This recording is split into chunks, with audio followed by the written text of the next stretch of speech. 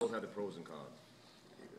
What I love about camera work, film and television, is that you do the work, you bust your tail, and you do it, and it's documented on film forever and ever, amen. What I love about stage is what Nicole was saying, that we get to recreate it every night, and we find things we really do discover something new every night. And that's all, that's invaluable. Ladies and gentlemen, this is Dave Spalding. Yes. What's it? Well, they asked me to moderate, but I guess we're a little bit late. But we did have some questions. Oh, wow. Thank you very much. Yes, okay.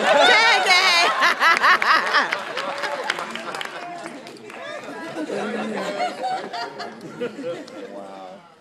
So I'm just really supposed to play the moderator, but I wanted to thank you very much for doing the play, for having something that we can come and enjoy, and for doing the talk back for us, because I know that everybody wants to ask about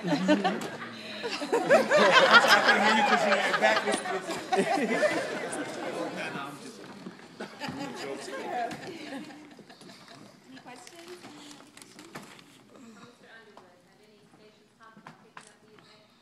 The event?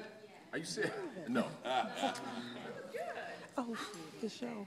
Well, thank you, but we didn't talk about Streetcar. What does that mean? No, I appreciate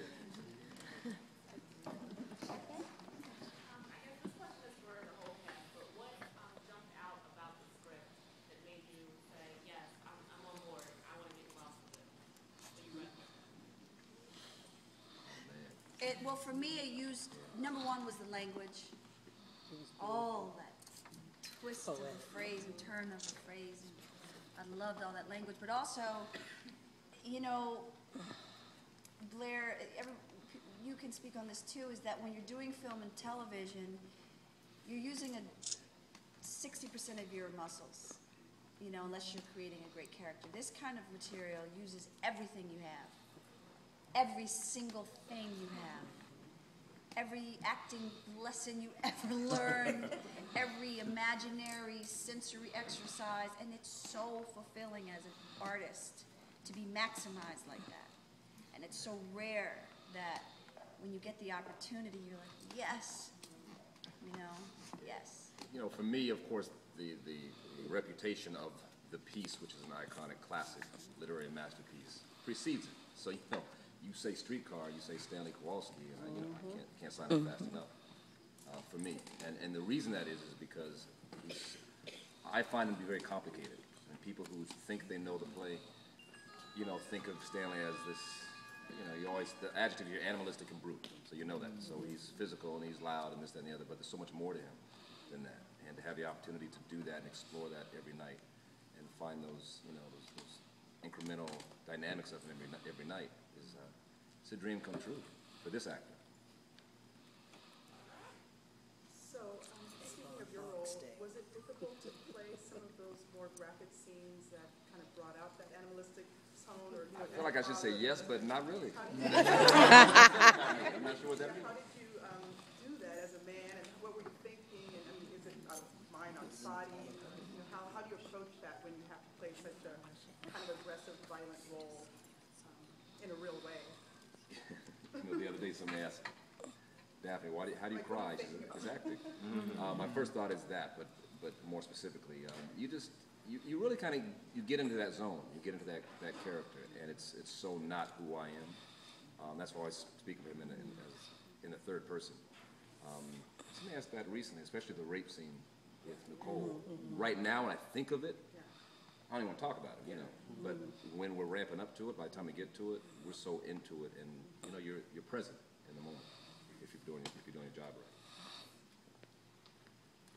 Somewhere over here. She just keeps putting her hand up. I just wanted to ask you, Derek, towards what I think. I wonder how you feel about attracting a different audience.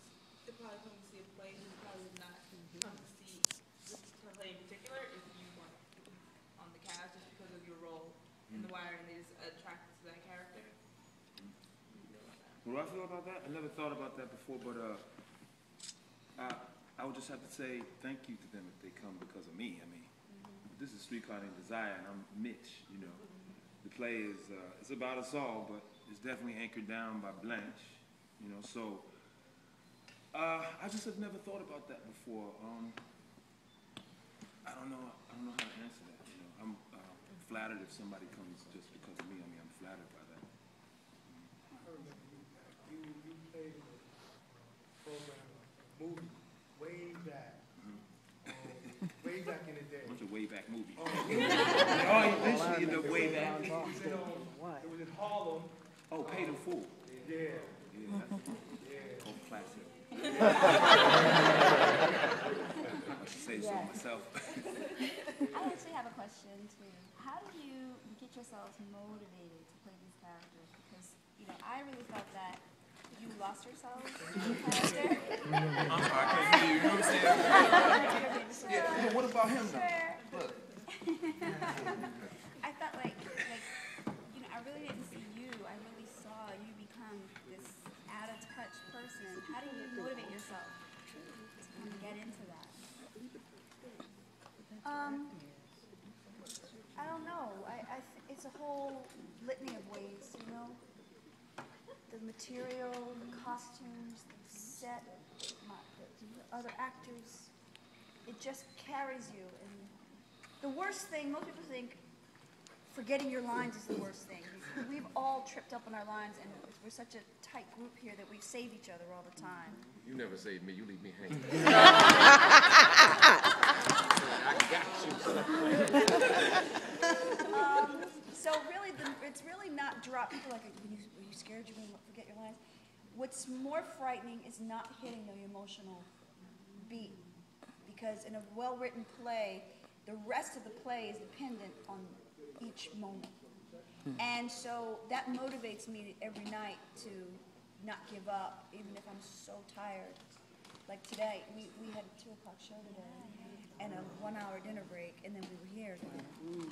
But the fear of not hitting a moment makes me want to always be there. You know? We've got time for one more question, and then we have to call it a night. Okay, hi. You guys did a tremendous job. I really enjoyed it. But I just wanted to say that throughout the play, I found myself surprised by how raw and violent it was at certain points, and I was okay. It has to stop here. It's not going to get any worse. And by the end of it, I thought that there would be justice, in a sense, for both of your characters, and there wasn't, and I feel unsatisfied. I'm a little upset about that. So I'm wondering, like, as an actress, I know you have, that's your character, and you're just playing with the writer created, but how do you feel at the end of it? You know, like, First do you go of all, home like, let me just say, and I'll let somebody else speak. That's fantastic that you feel like that, wouldn't you say, Deb? Because that's exactly what Tennessee Williams wanted to be a mirror about. About look at Stanley, look at Stella's struggle, look at Blanche's struggle, and it's not tied up in a neat little bow at the end. That's real life. Well, it reflects human behavior in a theatrical way so that you can look at it, and having different people have different responses and being in an environment where you can collectively experience this thing is amazing. And that's why Streetcar, asking this woman, like, what made you choose the script, it's like, it's a brilliant example of how theater does that, you know, and every night is different, and it really is a terrible, it's a tragedy. It just so happens there's a lot of laughter in it, but it's a tragedy, it's a devastating tragedy, make no mistake. Yeah. And Eunice's character, Amelia's character, Eunice, has the one line that tries to tie it up in a bow, but it leaves you so uncertain still. She says, don't ever believe it. Life has got to go on. She's trying to give you something to go home with, but you're so shattered with all the, Daphne said yesterday, the shrapnel of life, that you're like, okay. But the sun does come up, and you got to take all that shrapnel into Sunday. You know? Shrapnel. This lady had a question. She did. Could you just ask that? Yeah. As an inspiring actress, I would like to ask the cast, in as few words as possible, what would you recommend to, what would you say to an actress is something that you feel as an actor or an actress that is powerful, you need to hold on to grow, because it's always a learning process. Your own truth. Yeah, I'm sorry? get you. Your own truth. Your Your own own truth, truth. got it. Whatever your truth is. Yourself. So, Count had a cousin who passed, James Stovall, who I was in a show with. And he used to say, honey, if you don't get you, nobody's gonna get you. And I think that kind of says it all. You know, another thing that I think works well is like when I've actually like sort of lectured classes before. And it's always good to remember that in the arts, whether it's acting or singing or painting or whatever it is where you're being creative like that, you're being creative. And so therefore, they say the truth, they say this, and those are all things that we all must learn as actors. You know you have to deal in the truth that you find belief in. But what about your imagination? Really just think about your own imagination and just pick it up. Like, the way I look at it is like all of those forms of art, just one box of crayons. And you know, when I was, I'm gonna date myself a little bit, crayons came out, we got like 8 of them. Or something like that. Now they got the mega 500 box of glitter and the silver and gold. But really, all you needed was the primary colors. To make, and if this was a class of people, some of y'all would be great at it. You know what I mean?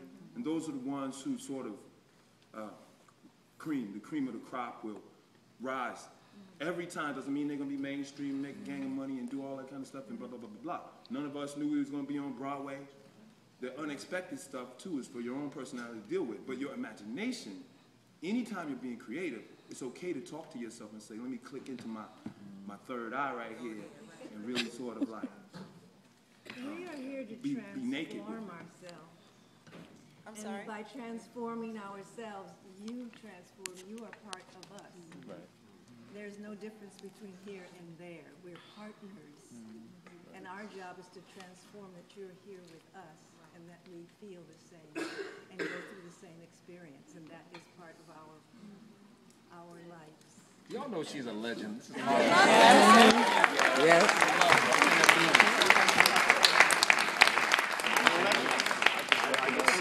Thank you so much, everybody. Thank you. Thank you. I don't even want to turn my thing